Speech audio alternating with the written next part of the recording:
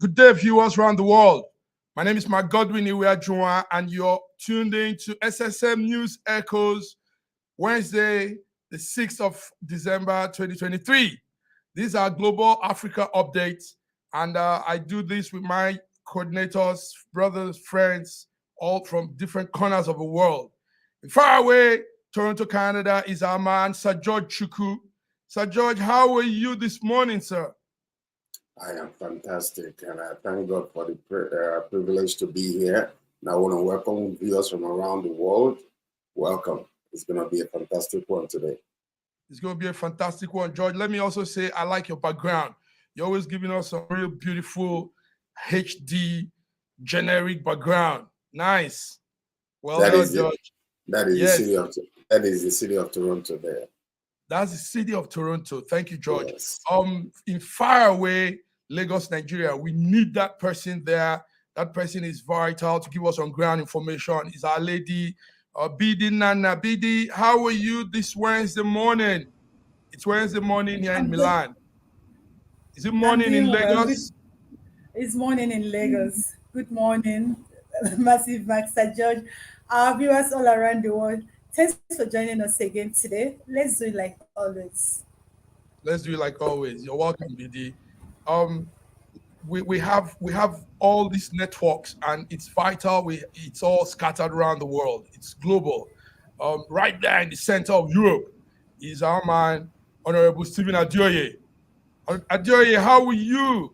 And what is it in Germany? Is it morning, night, or noon, or midnight? You're welcome, Adioye.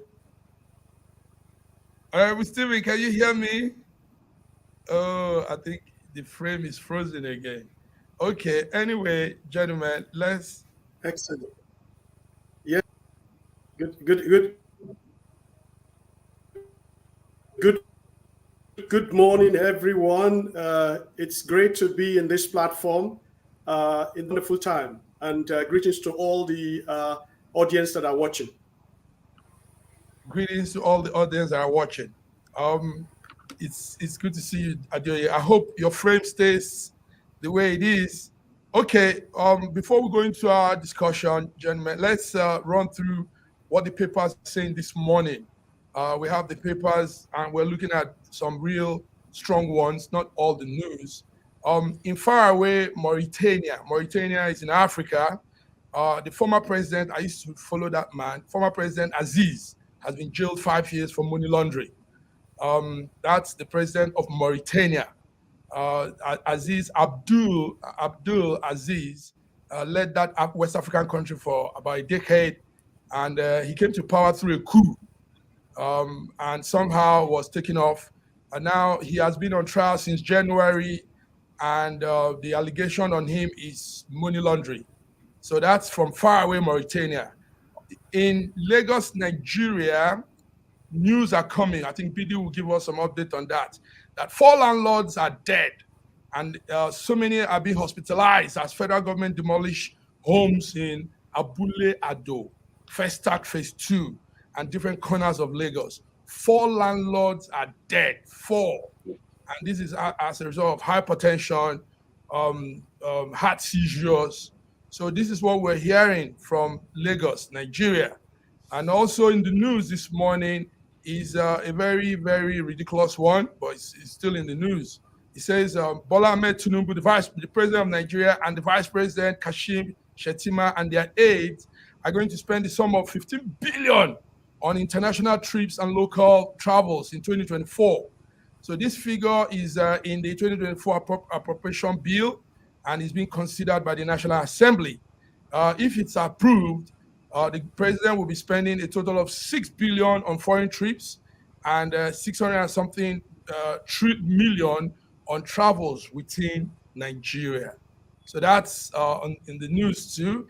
In the news again is the story of the ECOWAS sitting in Abuja, and the ECOWAS court, the Court of Justice of the ECOWAS sat in Abuja, and they are giving a verdict that the Republic of Benin is next to Nigeria, is a bordering town to Nigeria, bordering country to Nigeria. The Republic of Benin is to pay Yoruba national activist Sunday Igboho, popularly known as Sunday Igboho, the sum of 20 million CFA within 3 months for unlawful detention and violation of his fundamental human rights. So this is coming from the ECOWAS court that starts in Abuja. The court said that they declared that the government of Republic of Benin must ensure that that money is paid to Adeyemo, Sunday Igboho Adeyemo, within a space of 3 months. So this is coming in from the papers too. And while we're reading this, we want to remember Nnamdi Kanu. The federal government of Nigeria should please release Nnamdi Kanu, the head of the IPOB organization in Nigeria. Gentlemen, that's the headline for now. I don't know. Is there any, before we go into the discussion, anybody wants to say anything on the headlines?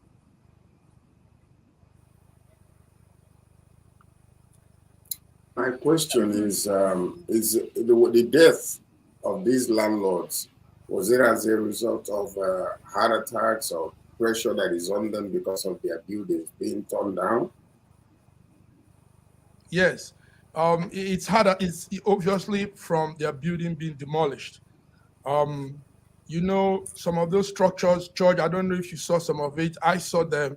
Some of those structures were not small structures. They were real massive buildings with all manner of beautiful houses, you know, and some were standing very tall, you know, 3, 4, 5-story buildings, and they were taken down like rubble. So it could break a man. It can kill a man. Yes, it can. Can I talk? Can I speak? Yeah, go ahead, Didi. Sir George, I am amazed at that question you asked. Honestly, I'm really amazed at that question. Is it as a result of that? Well, anyway, many of you people might not understand it. Rent in Nigeria is not easy to come by, more especially when you live in a place like Lagos and in Abuja. Rent is very important thing. Having a roof over your head. And these people struggle, try to put up. For people who don't have a house, they will tell you most time, people who live like a place like Abuja and Lagos I mentioned, will tell you that what I do is that I just work for landlord. You labor from January to December. At the end of the year, you have nothing to show for all your work. You just hand it over to landlord just to have a roof over your head. Now, these people have tried to put something together. At least let it be like it's only food and other necessary things. At least the area of shelter has been taken care of. And all of a sudden, they come demolish it. And you're asking me, is it as a result of that? As a judge, I'm not. Let me tell you something. It's versus them tearing the building and the landlords are in the building and then being crushed. That is a specific question, not because I'm ignorant of the pain that goes on. So the question is, was it as a result of the pressure, or were they inside the building? Yeah. And then all of a sudden, these people did not try to get them out. Okay, so that's the reason why I was asking. It's okay. I now understand where you're coming from. Yes, the truth is this. Presently, 4 landlords are dead. 7 are down with stroke. Do you understand? Then others are still, treating themselves with minor things. It's not easy. There's one who refused to leave the site of his home. He was just standing there, lost in his thoughts as they were bringing down those houses. So a lot of people have really gone down because of this demolition that is ongoing. And the painful part of this demolition is that we all have lived in Nigeria. We will know how demolition has gone in Nigeria. Even just early last month, I did a report for people from Alimosho that they demolished their houses, their shops 2 years ago. And the government just gave them something. And the remaining one, they've not given it to them. And they came to Alausa demanding for the full payment of what government promised them. But these particular people, there's no plan for compensation. There's no adequate information time for them to relocate. They just came and start demolishing it. So that's the situation now. And now that's a Sunday Igboho on. I think it is a good thing if Benin can pay that. I like that judgment. I like it. And I know they will. They are not Nigerians that don't obey rule of law. I know they will do that. That's a good one. Now he said But we should talk. Mm-hmm. I know he said we should talk about Nnamdi Kanu. Nnamdi Kanu is a personal thing. If you ask me, it's a personal thing. Why I said it's a personal thing? Law court have ruled 2 different times release this man. Buhari refused to release him. Tinubu is here now. He refused to release him. Rather, what they are doing is gaslighting. You know, APC know how to make you a victim. Now there is this trending that that Tinubu wants to release Nnamdi Kanu. That some people say you should not release him. Tinubu, yourself as a person, you've not been obeying rule of law. So why do you want to now? If you truly want to release Nnamdi Kanu, why should you be listening to someone? So that's the question I'm asking. Now, for the president that was arrested for money laundering, I think if more states can do that, Africa will get it right. So that's what I have to say. Good one, Didi. Thank you. Stephen, Honorable Stephen, are you with us? What do you have anything on those news headlines?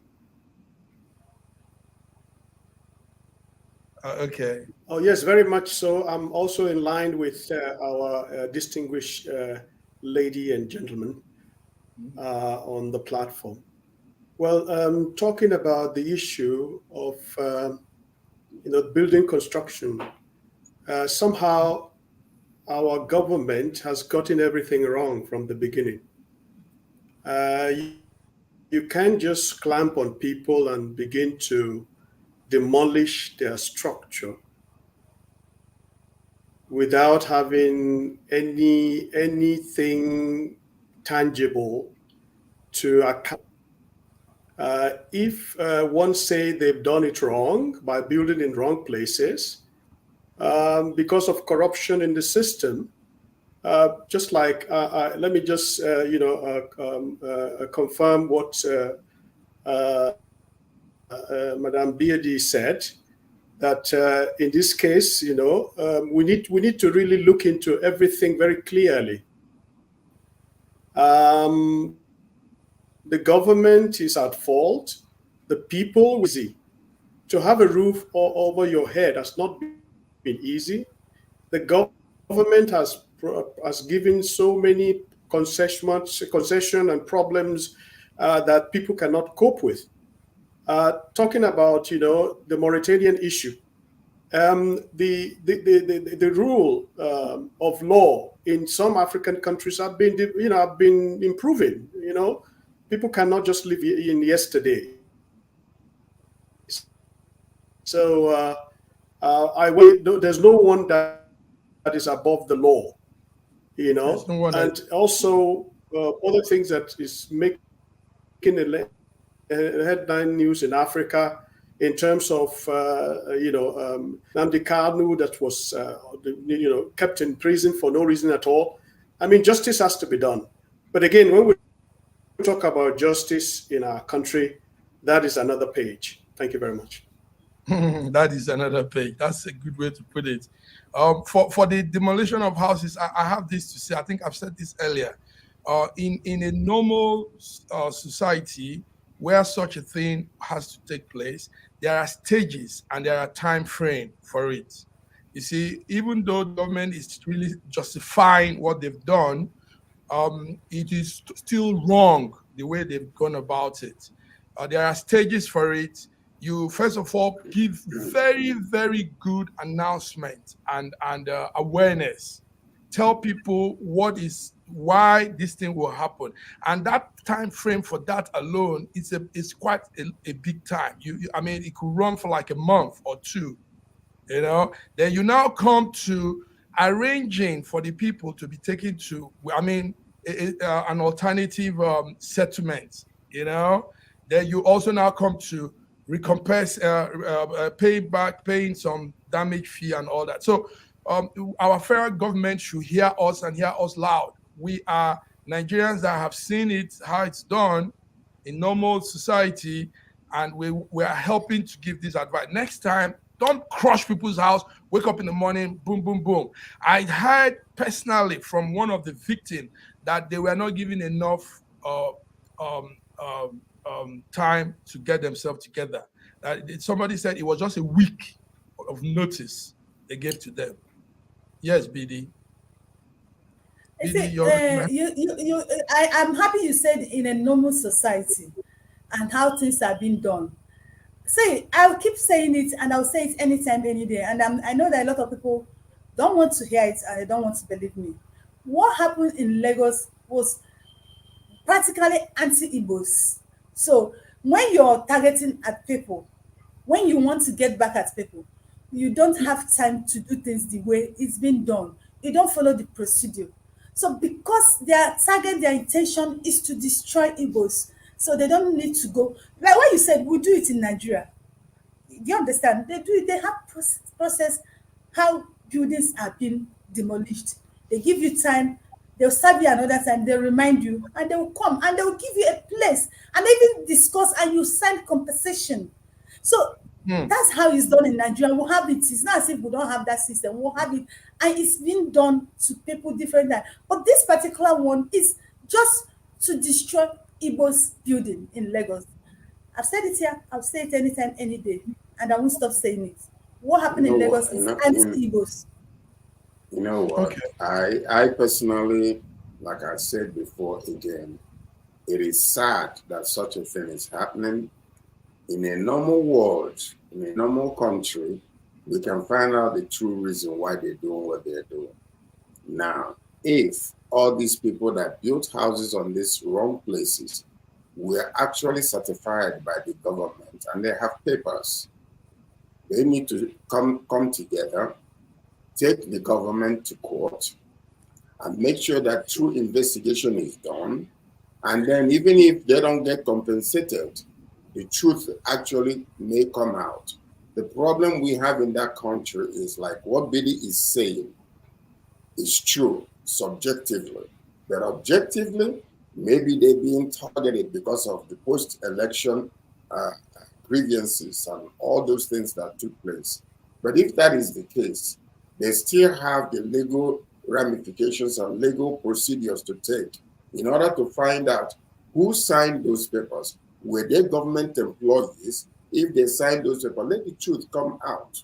And then the court can do what they want. But in actuality, the truth can now come out with the world seeing that these are government officials who actually sanctioned and signed those papers for those buildings to be put together. And when that is done, then the main truth why they are going after Igbos now will come out. Because if you let it sleep, the main truth will never come out.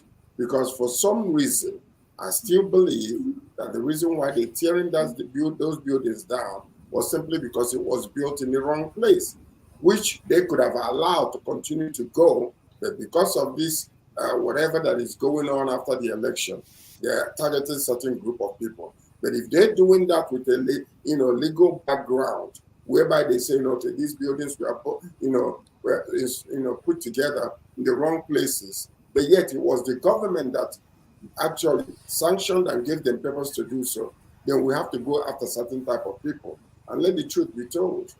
Because right now, all we're doing is, we're just emotionalizing the whole thing, which we're supposed to do because it's really wrong for citizens to be treated that way. It's really wrong for citizens to be treated that way. Thank you, George. Gentlemen, lady, let's move into some more. Yes, go ahead, Stephen. You want to say something? Were you going to say? Okay. Thank you, Sir George, for the explanation, and I'm very glad you said it. That is an explanation in a normal society. Nigeria is not a normal society. Nigeria, the way they have been working us through, the leaders are not normal. We're not dealing with normal situation here.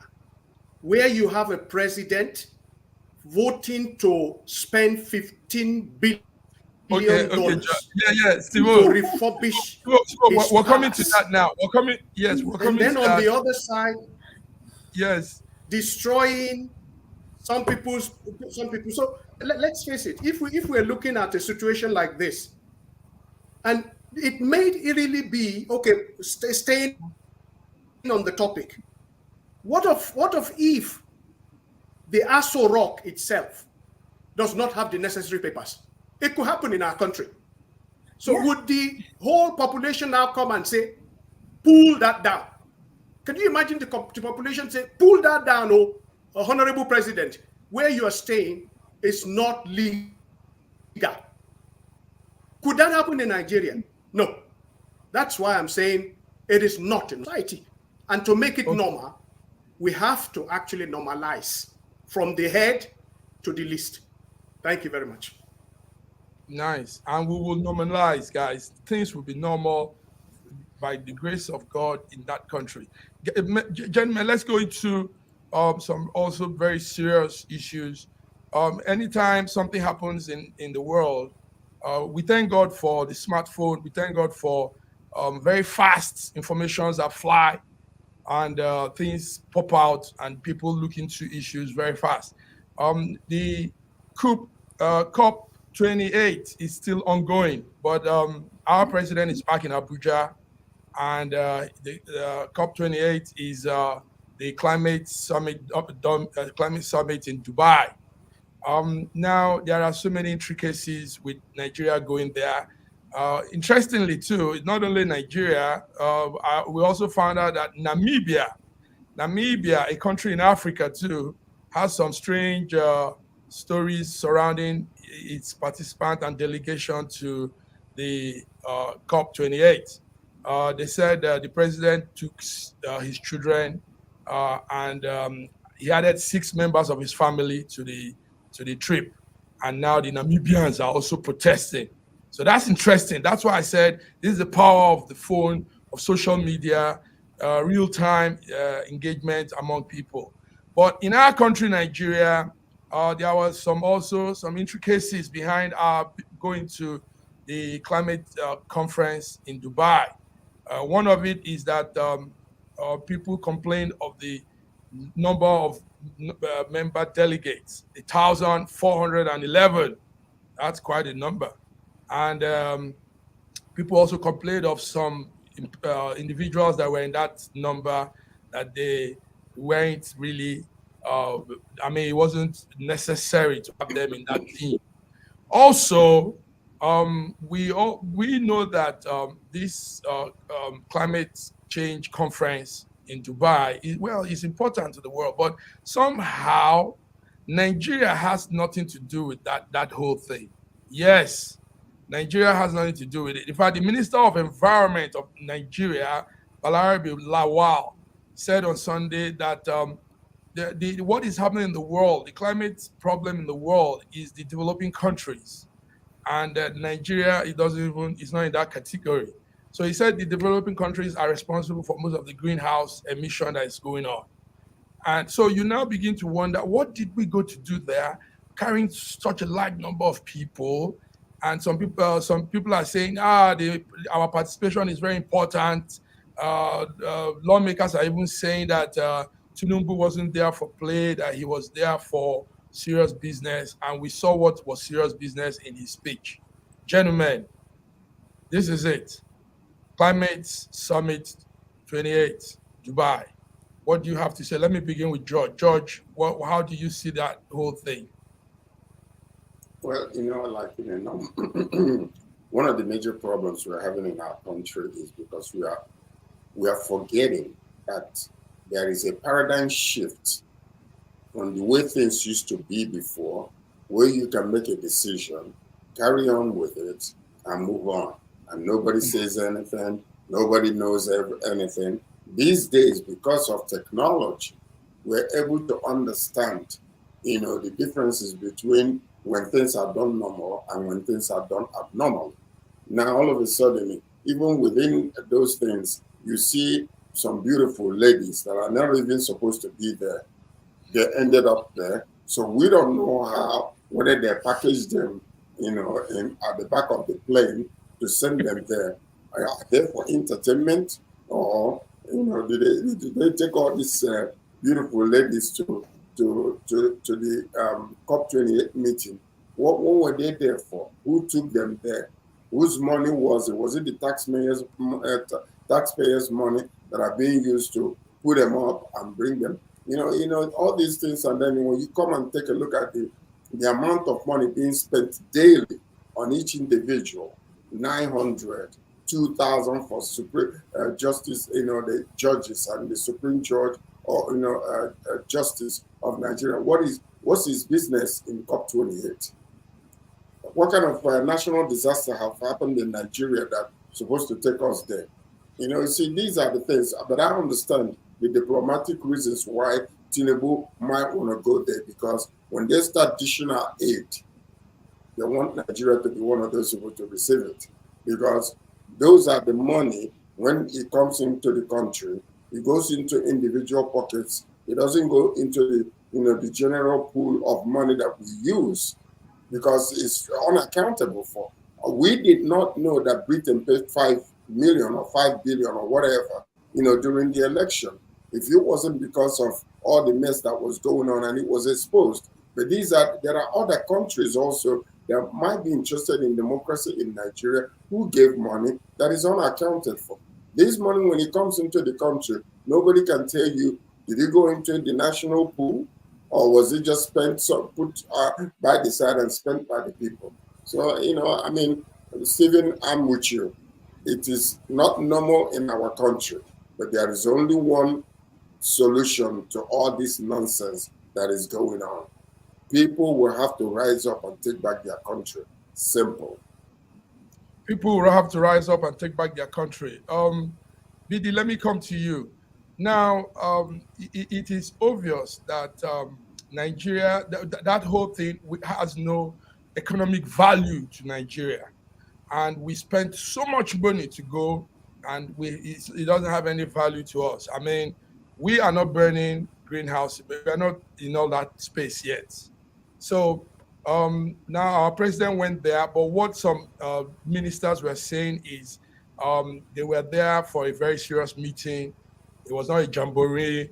And somebody also said that even if he hadn't gone with that number of people, it would have been a small delegation, and the Dubai people wouldn't take us serious. But now, when they now said Tinubu was there for serious business, we had the speech. He didn't make the real official speech on Saturday when he was supposed to, but he made a small presentation on Sunday, and the whole world had him. Bidi, did you hear that speech? Our man on the podium and what he was saying. Massive Do Mike, you understand what he was even saying? Massive Mike, it was an eyesore. On my page in social media, I have some other countries there. It was a national embarrassment to us. Now, I want to start from Sir George, who said that it's time for people to rise up and take their nation. Which people? Who are going to rise up? I don't know when you understand. He said, you start solving your problem when you understand that you have a problem. The problem in Nigeria is that the majority of Nigerians don't even know the state at which they are. This trip alone cost Nigerian government 880 million naira just to fly. I'm not talking about food and the other expenses. Extra codes. Yes, do you understand? Now, as of last week, we lost 2 people on Nigerian Lagos Road. I'm talking about Lagos. I'm not talking about remote area. We lost a man who died at Ayanopaja, hunger. Another woman was dying in Ketu. We are trying to rush this woman to the hospital. It was one guy. I think it was God that spoke through her. People should give this woman food, though. And since got it to me, I said, please go and get food. They bought food and we gave that woman. As the woman was eating, she sweat, and that woman came back to life. So if we had taken that woman to the hospital and gave her injection, she would have died. Or maybe if I wasted time, the woman would have died. A lot of Nigerians are dying on hunger. And see the kind of crowd. The experts that the climate change expert that went for that COP28 is not up to 20%. Some of the ladies that Sir George are talking about, many of them were influencers in Nigeria. You see, the thing I understand in this Bola Ahmed Tinubu administration is this thing that I've been hearing as a Nigerian, my own national cake, my own national cake. I think I'm beginning to understand it better now. So what they are trying to do now is just trying to make people around them, their friends, their relatives, get their own cut of national cake.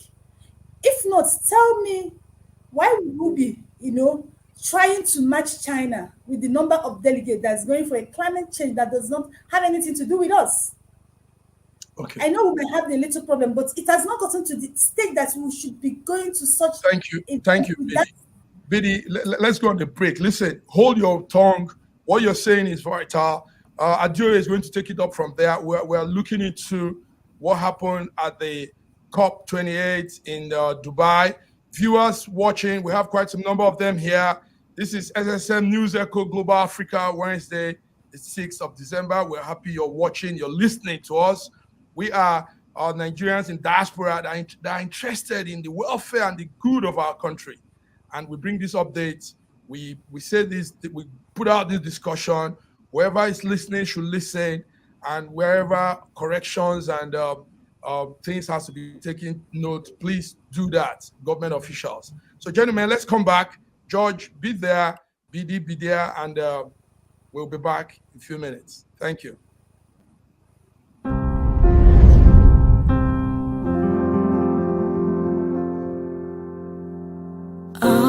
Arise, oh, compatriots, Nigeria's call, obey, to serve our fatherland with love and strength and faith.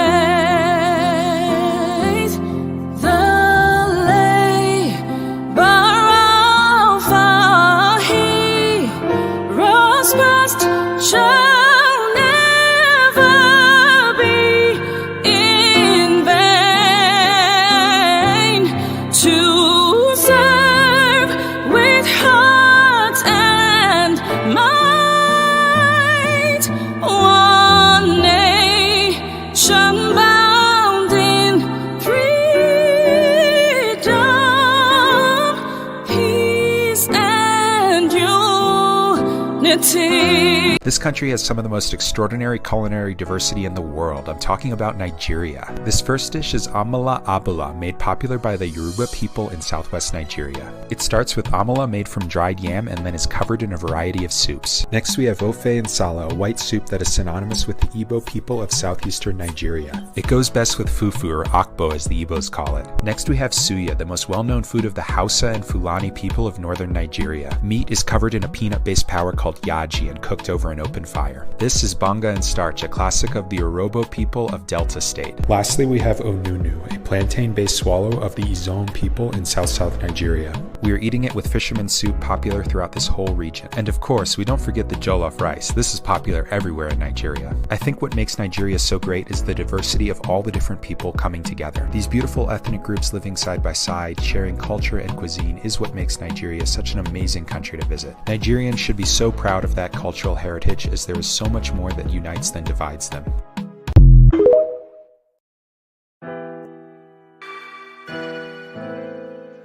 Schengen Story magazine is an African international bi-monthly magazine based in Milan, Italy, and founded in 2016.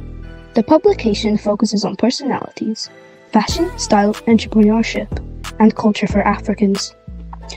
Though articles on food, movies, fitness, music, travel, sports, technology, and books are also featured. Our lives full of best stories. A lot can happen in a month. Expand your mind, change your world. Get Schengen Story magazine's full editions. Celebrating Africans make an impact. Read better, the inside story. Your fashion magazine for a better lifestyle. Inspiring stories for you. Your monthly dose of entertainment. A better mind keeping you updated. hashtag Schengen Story Magazine. Get Schengen Story Magazine full editions. You're back, viewers. You are back to Schengen Story News Echo Global Africa. And we are giving you our updates here. Gentlemen, welcome back. BD, what you were saying was very, very vital because we know that such meetings, it's high powered. I mean, this is where negotiations and progressive things are brought on.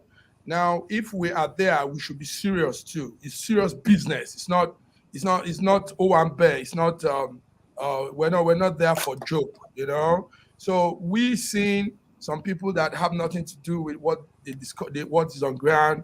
We seen our president also not giving a speech that wasn't too sound, you know. It wasn't coherent. We weren't making anything out of the speech. Stephen, But how do you copy wait, that? let Okay. me finish this. Let me finish this. Uh-huh. See, fairness Right. to our president. Fairness to our president. Don't you think that we are not being fair to him? Because by over expecting from him, we know him. That's who he is. That's his capacity. That is much he can give to us, and we already know it before endorsing him as our president from Supreme Court. So expecting him to go there and become an orator and make wonderful presentation would be expecting too much, and we will not be. We are being unfair to him. Stephen, do you agree with that? Stephen? Well, I am very proud. I am very proud. They should all be given a medal of courage to live in such a country that their leader do not care at all about them. I mean, and I'm glad to say this. The 250 people are the bona fide Nigerians, and they are not beggars. Their leaders are beggars. It's just a few weeks ago that the president and the entourage were asking for billions of dollars. For what? And they are now going with a team of people without any concept at hand. What could they show for it? To go with a delegate of 1,400 into a place where you don't even know what it is all about. The speech of the president is nothing to write home about. And the whole issue that surrounds it, what is the evidence that they are doing the country good? Let me close with a story. Two stories, actually. I was a leader of the Expo 2000, a branch of the international community. And I had to travel with the then president of Germany to Holland and some team of ministers and the mayor of Hannover. Let me say this. I live in Hannover. The mayor of Hannover, his GDP, the GDP of Hannover itself, is higher than the entire GDP of Nigeria now put together. Now, I'm just saying the capacity of these people. And we were to go to Holland. And, I was speaking to the mayor and then the president, and I said, oh, are you going to take some special entourage? He said, Stephen, we are taking the same train with you to Holland. We were all in the same train. And this is what we see. What kind of people do we have in Nigeria? Where do they come from? And another story is this. The legendary, the revolutionary president of Singapore. He said there was a time when he was conversing for his country. And the country was poor. And they went to ask for fund. I think it's in the USA. He came in third class from Singapore to USA. Other African presidents, they chartered flight with huge entourage and with drums and everything. And then he kept asking himself, Are these people not beggars? Don't they want to get money for their country? And they are showing off. So what is the language? So if you are a beggar, you don't go with so entourage. You are a beggar indeed. And you are increasing the debt that you are putting on your people. Already they are 50,000 Naira in debt. So now you are putting more debt on them. Who are you? I mean, we have to really, we're too complacent, even we in the diaspora. We're putting $20 billion in the government and we can't speak. We're timid, when they do something, we talk about them. But do we take action? It is time now to take action. It is time now to move them out. I'm really serious. It is time now to move them out. Mentally okay. But we're also still on their side, lunatic. I'm sorry to use that word. I'm really angry about this. Yes, I know. I'm sorry to use this word, but I don't want to choose my word because it's too much. I just heard what Madam Bidi said. A life in Germany, a life is very important. There are 85 million people here. 8 minutes. In fact, if there's anything that happened, you have 8 minutes, not even more than 8 minutes. An ambulance is there. You are given for one person. If one German, I'm a German, if anything happened and I travel somewhere else and there's a war, German government will send a whole military helicopter for me to pick me from the war zone and bring me home to Germany. Wow. We require this from you, our leaders. Yes. Thank you very much. Thank you very much. George, President Tinubu said that Nigeria is taking a significant step towards sustainable and eco-friendly future by introducing a pioneering initiative to deploy fleets of hundreds of electric buses. This is what he said there at that summit. How do you see all of this talk? A significant step towards sustainable and eco-friendly future. Meanwhile, George, I hope you're there. Can you hear me? I am quite listening. Go ahead. So meanwhile, we've still not gotten it together. And now we're talking of eco-friendly things. We're talking of sustainable. Okay. We're talking of deploying. Okay, listen to this. Okay. Number one, this government is a government of propaganda. Simple and short form, and just that simple. Listen, for him to go, he was trying to make a statement. And that statement he was trying to make is backfiring on him because he wanted to go and show that I'm a very popular person. And the people that are following me, they look at the number of people that are with me, that are supporting me, though I don't feel legitimized by the, by the Supreme Court, putting me there as the president of Nigeria. So the point about it is this. I believe, honestly speaking, when we're talking about certain things like what Stephen is talking about and all those, these people are deaf, they are dumb, and they are blind to the things that are happening with the population, number one. Number two, whatever that is happening with the population is a weapon that they are using so that whenever they throw crumbs at you, you start jumping up and down. They're using poverty to weaponize, to make sure that people are so suppressed, people are, become dumb and won't be able to say anything. So now, all this fancy talk about, putting electric vehicles in Nigeria, hey, can we just concentrate, put all this money we're wasting into these refineries to make sure that they begin to work? Can we just take some of that money? Forget about the roads for right now, because we are in about 20% of our capacity in the oil that we are sending outside the world.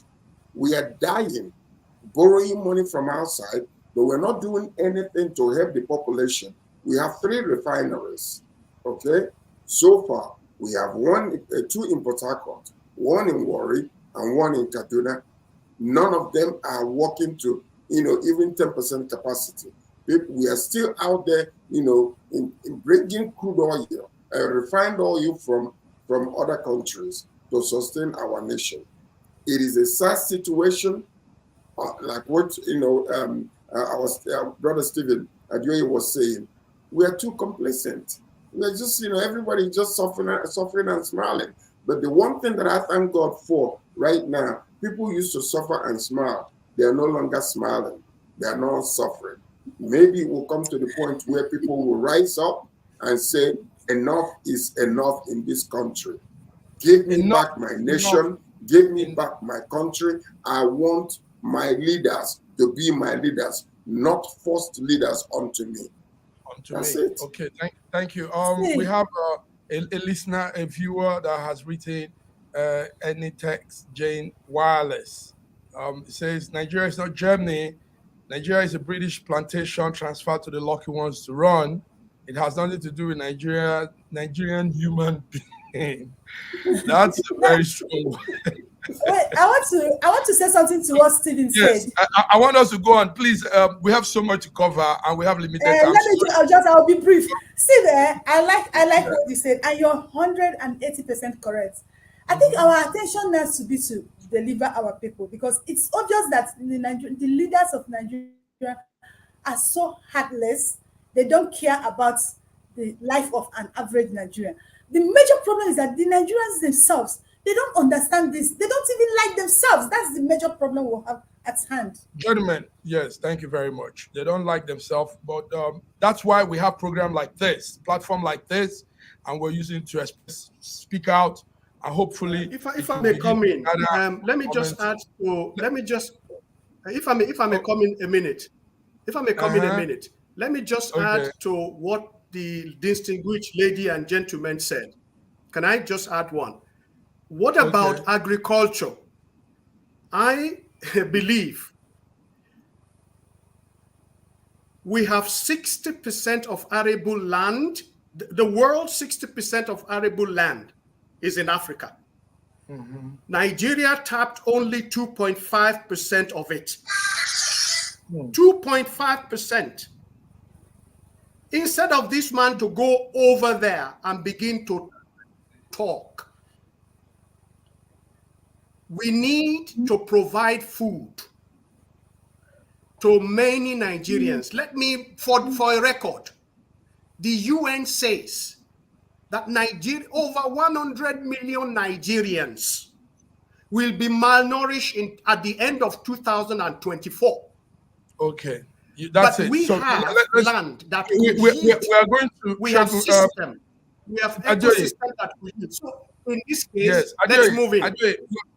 We're going to take a segment to talk more on agriculture, because food is a very important thing, and Nigeria is going into famine, into heavy hunger, because people can't make up how to go about food production. So it's good we have you here, and we're going to talk on that. So we're going to have a segment on that. Gentlemen, let's look at what is happening in Kaduna. In Kaduna, as of this morning, it's now 87 people that has been confirmed killed, and 66 and even more injured.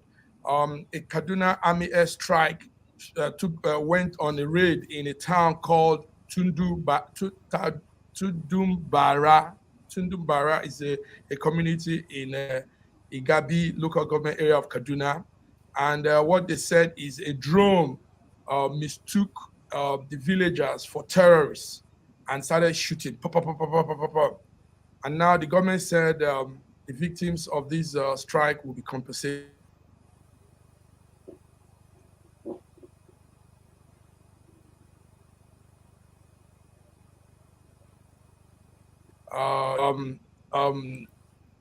We saw. I hope you're there. Yesterday we saw a lot of officers visiting, and one thing I know is this: drone machines are highly sophisticated, and it's not something we can just dabble into. The Nigerian force the military, the navy, the army, and all of them. It's not something to just dabble into if they are not really well trained for these drone machines.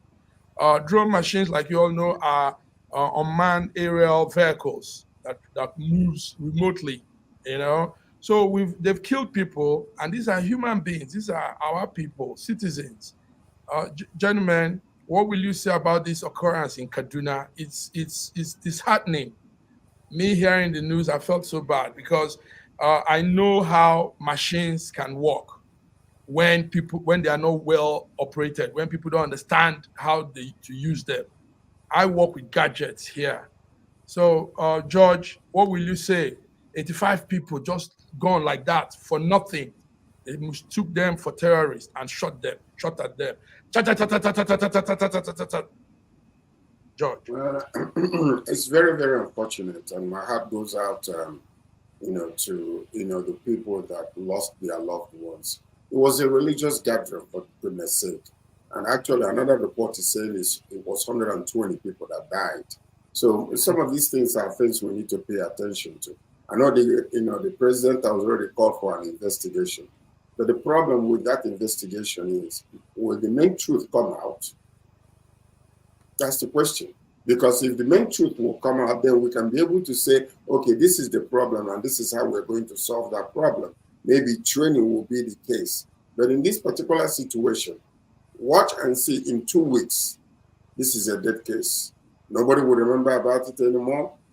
That investigation that he's calling for will not be recalled for. And this is how Nigeria will be.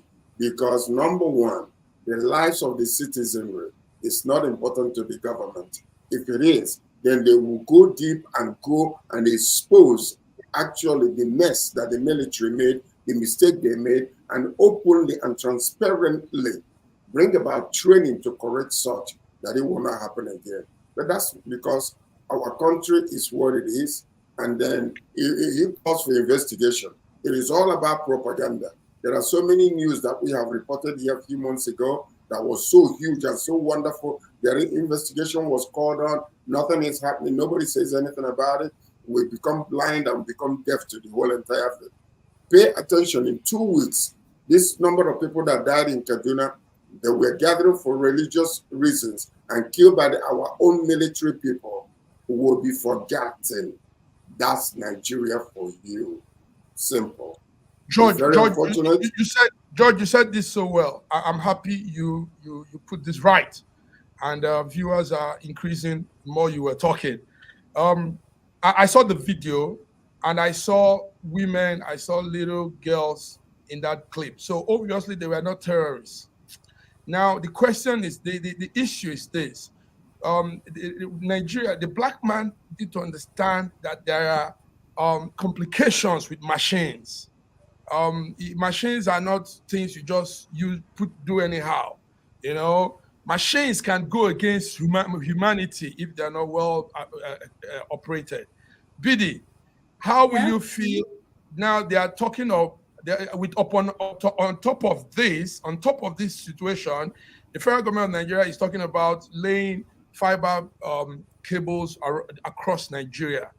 The Minister of Communication and Innovation is saying that Nigeria wants to go high tech, but we still don't understand that there are implications with these things. We need to really understand them before we begin to use them, or else it will cause so much damage on our lives. BD, what do you say about this? Massive Mike, what you will understand with this present administration is that they are just what I call clueless. What they are just doing is try and lock. Any bad wagon that comes in, they want to jump on it. I have seen it in most of the policies and decisions they've taken. They will be on it within a short time. They say, no, we don't intend this, we don't intend this. So that's just what I have to. But please, I want to comment on this Kaduna airstrike. You see, I feel for the family. Nigeria is a country that don't value human life. Human lives are not valued in Nigeria. Our government don't care about us. We say we don't care about us. I want to have a different view on this. It's my personal view. If you could remember, during the 8 years of Buhari kept pardoning Boko Haram. And some of these Boko Haram that were pardoned, Some of them were restated in the police, some in the army. Do you understand? I'm not just saying that's what happened, but I'm just thinking aloud. Because I know a machine can actually malfunction. I know it happens. But the question I'm asking, for the past years that the Nigerian military has been going after Boko Haram, we have not gotten news where they killed Boko Haram in mass. We've not. The least I know they've killed were like 16. We have not gotten news where they killed like 50 or 30 or 20. No, they've not. Do you understand? Now, you said you mistook a complete village to be a Boko Haram camp. Having in mind that this government is filled with lies, the government of Nigeria today is government that will look at you in the face and they will lie to you without blinking. So that's just, I'm just thinking aloud. I didn't say anything, but just remember what Buhari did, and this is where we are. That's just what I have to say. Thinking aloud, that's cipher, deep thoughts. Stephen, this is where we find ourselves using machines that we don't know how to operate to kill innocent people. And like BD just said, they've never used those machines mistakenly. Drones have not been used on Boko Haram. Drones have not been used on ISWAP, but they are using it on innocent people and calling them terrorists. Where are we at this, Stephen?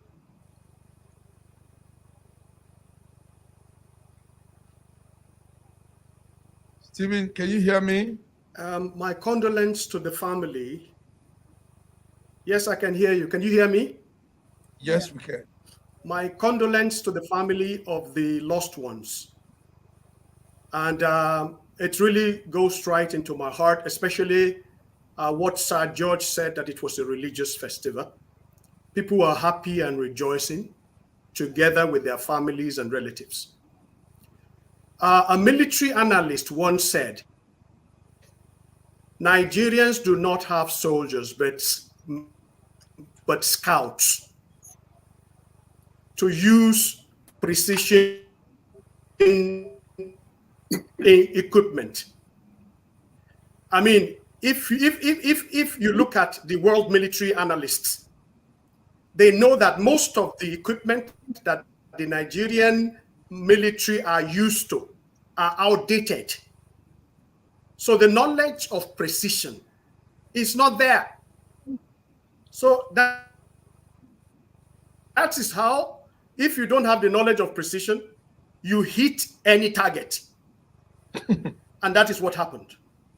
It's a pity, and that happened to a whole village.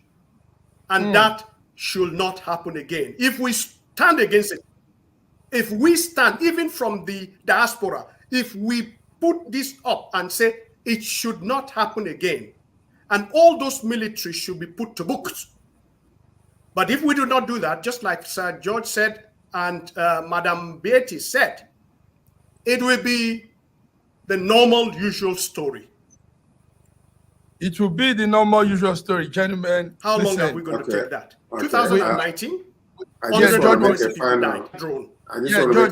comment. So, and here we are, 85 or more. George, go ahead. We don't have time, but yes. We don't have time. The final thought to this is this. It's a laughable situation when they go to this place. I'm talking about underground cable. But we haven't been able to fix what we call the most current problem we have in our nation, refineries. People are paying almost how many percent or increase in their daily usage of fuel in Nigeria. They went from how much is it today? And yet we're talking about putting on the, you see, I told you, this government is a government of propaganda. They love to talk. They love to grab whatever they can and they put it out there and say, we're doing our job. We're doing very well. Let me see one action. Let me see them set a goal about this refinery. Let's fix it first and foremost, because it's the most imminent problem Nigerians are suffering on a daily basis. Many people are not able to eat today because they're wasting their money. They're wasting money on gas.